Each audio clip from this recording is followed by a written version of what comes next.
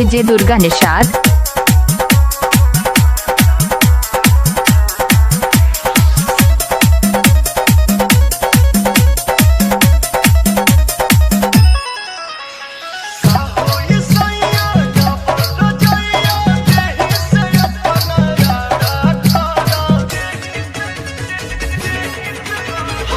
Durga Nishad DR।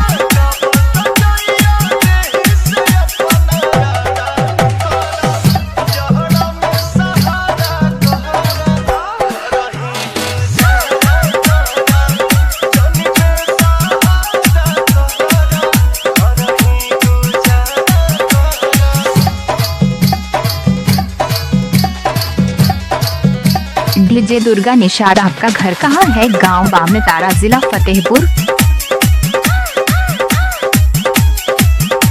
Durga Nishad DR।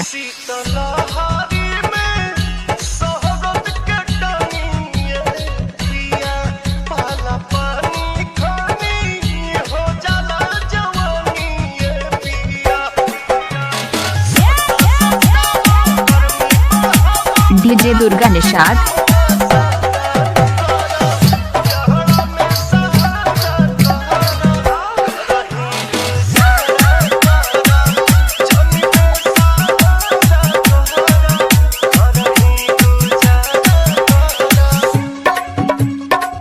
DJ Durga Nishad. गांव ब्राह्मणतारा, जिला Fatehpur.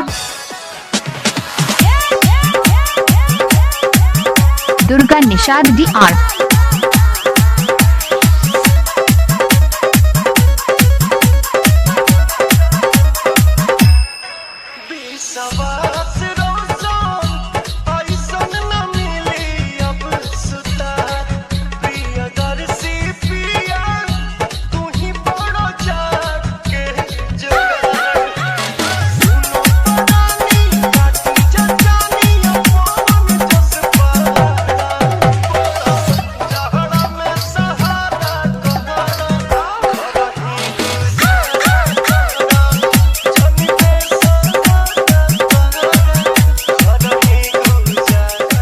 DJ Durga Nishad. आपका घर कहाँ है? गांव बामनतारा, जिला फतेहपुर।